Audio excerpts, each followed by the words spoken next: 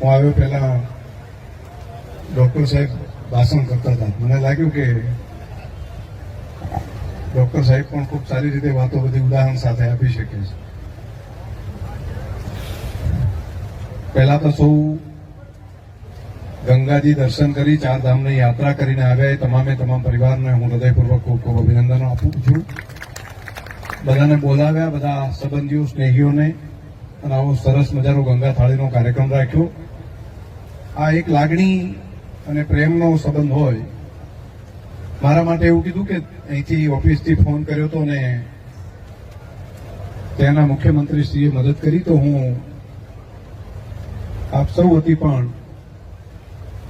ઉત્તરાખંડના મુખ્યમંત્રી ધામેજીનો આભાર માનું છું કે એમણે આપણી વિનંતીને સ્વીકારી. અને બહુ ગીરદી હતી, જવું થોડું અઘરું હતું ત્યાં પહોંચવું, પરંતુ 24 કલાકની અંદર જ સ્પેશિયલ કેસની અંદર આખી ટીમને મંજૂરી આપી અને આપણને ત્યાં કોઈ દર્શન કરવા માટેનો મોકો આપ્યો. કે મુખ્યમંત્રીશ્રીનો પણ ધામેજીનો પણ તમારા બધા વતી આભાર માનું.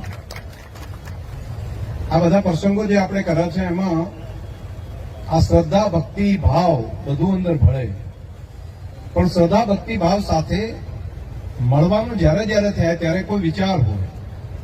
2-5 જણા પણ જ્યારે મળો ત્યારે એક બાબત એ ધ્યાન ઉપર લેવી પડે કે આપણે બધા ભેગા મળીને કરે છે શું, આપણે બધા ભેગા મળીને કરવાનું છે શું. તો જ્યારે મળીએ છીએ ત્યારે કંઈક નવું એક ડગલું આગળ પ્રગતિ માટેનું કરવું જોઈએ. એ આધ્યાત્મિક પ્રગતિ હોય, એ વૈચારિક પ્રગતિ હોય, એ આર્થિક પ્રગતિ હોય. તો સામૂહિક રીતે મળવાનું જ્યારે થાય એને મીટિંગ શબ્દ વાપરે છે અથવા ગેધરિંગ વાપરે છે. એમાંથી કંઈક આપણે મેળવીને જવું પડે. નહીતર ખાધું પીધું અને રાજ કર્યું. શું કર્યું? તો બધા મળ્યા, ભેગા થયા, વાતો સાંભળીને છૂટા પડ્યા. તો આવું આપણે કેટલાય વર્ષોથી આપણે કરીએ છીએ. એના પહેલાય કરતા હતા, પરંતુ એનો કંઈક અર્થ અંદરથી નીકળવો પડે.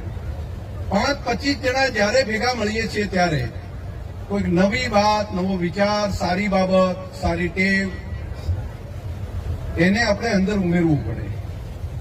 નહીતર આટલી બધી ગાડીઓ આવે, આટલા બધા વ્યવસ્થા થાય, આટલા ખર્ચ થાય, આટલી વ્યવસ્થા થાય અને કર્યું શું તો રાજી થયા.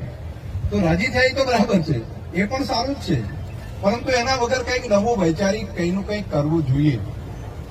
હું અહીંયા આગેલા આપણા જે પરિવારોએ જમણવાર રાખ્યો, ખર્ચ એમણે કર્યો, આટલા બધા મહેમાનોને તેડાવ્યા, વાલીશ્રીને તેડાયા, પ્રેમ થકી તેડાયા.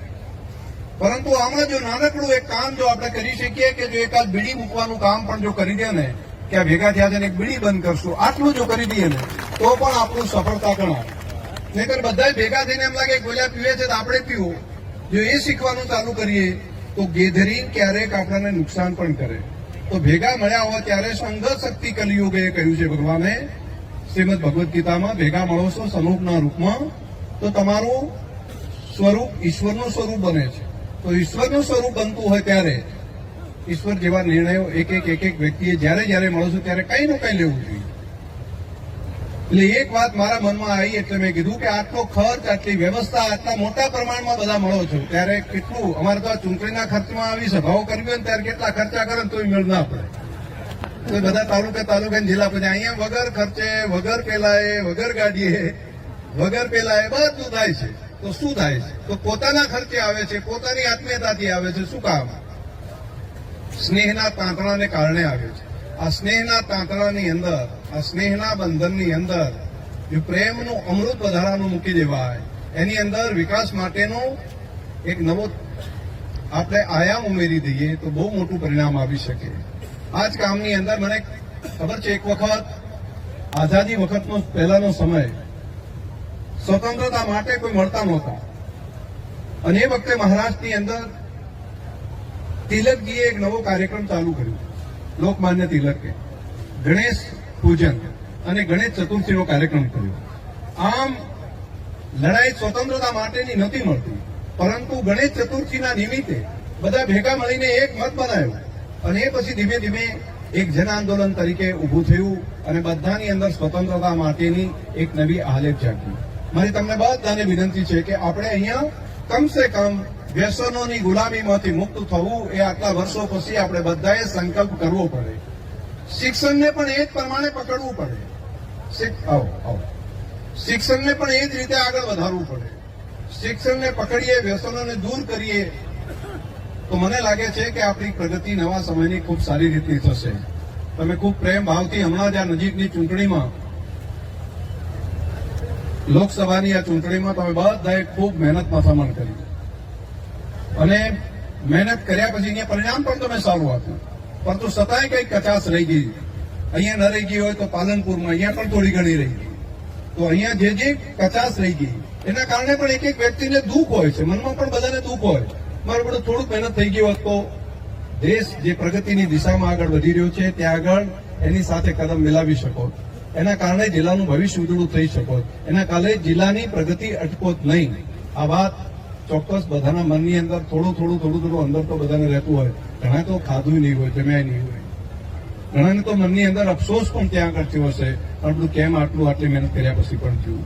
પરંતુ હવે એ વાતને ભૂલીને નવેસરથી શરૂઆત કરીને કોઈ ચિંતા કર્યા વગર તમને બધાને કહું છું, તમારા પડકે હું ઉભો છું. આ વિસ્તારની પ્રગતિ માટે કોઈ ચિંતા ના કરે, એના માટે જે કામ કરતા હતા એના કરતા પણ વધારે સારું કામ કરીશું. અને ખાલી કામ કરીશું એવું નહીં, પરંતુ આવનારું ભવિષ્ય ઉજળું થાય એના માટે આ 5 વર્ષના સમયગાળાની અંદર 50-100 વર્ષ સુધી આ વિસ્તાર પ્રગતિ કરે એ પ્રમાણનો મજબૂત પાયો આ 5 વર્ષના આ સમયગાળાની અંદર આપણે નાખશું. જે ઇમારત ઉપર સોયકા પછી પણ આ ધરતી ઉપર આપણી નવી પેઢીઓ એના ફળ લઈ શકે એ પ્રમાણનું કામ આપણે આ 5 વર્ષના સમયગાળામાં કરવાનું છે. અને માત્ર મારા શબ્દ નથી, હું જે બોલું છું, હું વાત કરું છું, ખૂબ વિચારીને કરું છું કે એવા અનેક કામો કરવા છે કે જે સોયકા સુધી પ્રજા યાદ રાખે, સોયકા સુધી યાદ રહે એ પ્રમાણના કામ આ 5 વર્ષના સમયગાળામાં આપણે કરવા છે. તમારા બધાનો ભરોસો છે, તમારા બધાની જે લાગણી છે, તમારા બધાનો જે સ્નેહ અને પ્રેમ છે, એ કામ કરવામાં કોઈ કચાશ કોઈ પણ પ્રકારેની નહીં રહે. એટલે મનમાંથી આળસ, થોડી નિરાશા હોય એને ખંગીરીને આગળ વધો. સારું કરવા વાળાનું કાયમી સારું જ થયું છે. ઈશ્વરની પણ કાયમી એક શક્તિ હોય છે, નિયતિનો પણ એક આધાર હોય છે, પ્રકૃતિના પણ કેટલાક નિયમો જ હોય છે. ગમે એટલા અવરોધોની વચ્ચે પણ આખીરની અંદર જ્યારે તમે સાચા રસ્તા ઉપર હોય, પરોપકારનું કામ કરતા હોય તો ઈશ્વરની શક્તિ મળતી હોય છે. આ શક્તિ કાયમી સદૈવ આપણા વિસ્તાર ઉપર મળશે. આ બનાસકાંઠા જિલ્લાની અંદર જે સૂકો પ્રદેશ છે એની અંદર કાયમી મળશે. જે કામ કરવાના હોય એમાં ધીમે ધીમે કરતા એક ડગલું એક દિવસે નથી દેખાતું હોતું. આજે કરેલું કામ આજે આપણને નાનું લાગતું હોય પણ ભવિષ્યની અંદર મોટું પરિણામ એનું આવતું હોય છે. 2 દિવસમાં રાજ્યના મુખ્યમંત્રીશ્રીને અહીં બોર્ડર ઉપર યોગ દિવસનો કાર્યક્રમ કરે એના માટેની એમણે એ કાર્યક્રમ કર્યો છે અને નડાબેટની અંદર એ કાર્યક્રમ રાખવાનું નક્કી કર્યું છે. યોગ દિવસ નિમિત્તે રાજ્યના મુખ્યમંત્રીશ્રી ત્યાં આવશે, પરંતુ એ રોકાવાનું છે ને અહીંયા આગળ કરશે થરાદમાં. અને થરાદમાં રોકાવાનો કાર્યક્રમ થશે ને એકાદ ગામડાની અંદર, વડગામડા જેવાની અંદર જઈને નાની મિટિંગ પણ કરે તો ખેડૂતોની સાથે મળે, વાતચીત કરે, ત્યાંથી પ્રશ્ન કઈ મગજમાં સમજાય તો સીધી ધરતીની ખબર પડે એમને પણ કે હા આવો એક પ્રશ્ન અહીંયા નાનકડો છે, અથવા તો આનું આ કામ આ ગામડા આ રીતે જીવે છે, ગામડાની આ પાણીની સમસ્યાનો ઉકેલ આ રીતે કરી શકાય, આ પાણી આવવાને કારણે આટલો બદલાવ થયો તો જે બાકી રહી ગયા છે ત્યાં આગળ બદલાવ નવું કરવું હોય તો શું કરી શકાય વધારાનું. એક એક કામ, એક એક ઘટના એ આપણા વિસ્તારની પ્રગતિ માટેની છે. એક એક ઘટના, એક એક પગલું લાંબા ગાળા સુધી આપણા સંતાનો સુખી થાય એના માટેની છે. તો આ કામ અમારાથી બનતો અમે કરી રહ્યા છીએ, પણ તમારા બધાનો સાથ સહકાર હોય ત્યારે જ થાય. અમે એકલા કશું ન કરી શકીએ. તમારો બધાનો સાથ સહકાર ના હોય તો એક માણસ કામ કરીને કેટલું કરે, થાકી જાય માણસ. તમારા બધાનો સમર્થન જોઈએ, તમારા બધાનો ટેકો જોઈએ, તમારા બધાનો અંદર સહયોગ જોઈએ અને 36 કોમનો બધાનો સહયોગ તમારા થકી તમે બધા ભેગા મળીને કરી શકો. તો બધાનો ટેકો સહયોગ હોય તો જ આપણે કામ સારી રીતે આગળ કરી શકાય. તો મારી તમને બધાને પણ પ્રાર્થના હતી કે જ્યારે પણ પ્રગતિની દિશામાં કોઈ કદમ મોડવાનું આવે, અત્યારે હવે મતનું કામ નથી હાલ, પરંતુ અત્યારે પ્રગતિનો સમય છે. તો પ્રગતિના સમયની અંદર પણ બધાનો સાથ સહકાર જોઈએ. સૌનો સાથ હોય તો સૌનો વિકાસ સુધી આગળ વધી શકાય. તો મેં આટલી જ વાત તમને કરવાની હતી. નાની પાવડ ગામને હું હૃદયથી ખૂબ ખૂબ અભિનંદન આપું છું. બધા આયોજક મિત્રોને પણ ભગવાન ખૂબ શક્તિ આપે. ગંગા મૈયાના દર્શન કરીને આવે ને, એમના તો દર્શન કરીએ ને તો પણ પુણ્ય મળે એમ કહે છે. તો તમે બધા તો ભાગ્યશાળી છો કે શેખ ત્યાં દર્શન કરી આવ્યા. તમે કાશીમાં પણ ત્યાં આવ્યા હતા, પરંતુ હું ત્યાં આમ તો તે દિવસે કાશીમાં જ મારો પણ હતું ત્યાં, પણ તમે કંઈક વચ્ચે અટવાયેલા હતા. પણ પછી હરિદ્વાર જતા જતા કોન્ટેક્ટ આ પ્રમાણે ઋષિકેશ નાતા સેન્ટર ઉપરથી ફોનથી વાત થઈ અને બધા ત્યાં બદ્રી કેદાર બધે દર્શન પણ કરી આવ્યા. ખૂબ બધાને અભિનંદન. ગઈકાલે પણ દેશના પ્રધાનમંત્રી શ્રી વારાણસીમાં હતા. ગઈકાલે વારાણસીમાં એમને ખેડૂતો માટે દરેકના ખાતામાં પૈસા જમા કરવા માટેનું એક મોટી પહેલ ખેડૂતોના ખાતામાં પૈસા આપવાની કરી. બધાના ખાતામાં શરૂઆત થઈ ગઈ હશે. પહોંચી ગયા હોય જરા હાથ ઊંચો કરો, ખાતામાં પહોંચ્યા હોય. અને ગઈકાલે એમણે બનાસને પણ ખૂબ સારી વાત કરી, બનાસ ડેરીની પણ ખૂબ સારી વાત કરી છે કે બનાસ ડેરી આવીને અહીંયા જ માત્ર નહીં પરંતુ વારાણસીમાં પણ ઘણું બધું કામ ત્યાં આગળ વિસ્તારમાં કર્યું છે, એની પણ એમણે વાત કરી. ત્યારે એક એક વ્યક્તિનું, એક એક બનાસવાસીનું પણ આ ગૌરવ છે આપણા બધા માટે કે ત્યાંની ધરતી માટે પણ આપણા જિલ્લાની વાત થાય, આપણા જિલ્લાની સંસ્થાની વાત થાય તો એક એક બનાસવાસીનું આ ગૌરવ છે. તમને બધાને હૃદયથી એના પણ શુભકામનાઓ.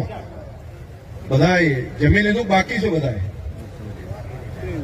બાકી છો? જમ્યા છો? પાછળ પૂછ્યું તું બધાને ચીડે બાકી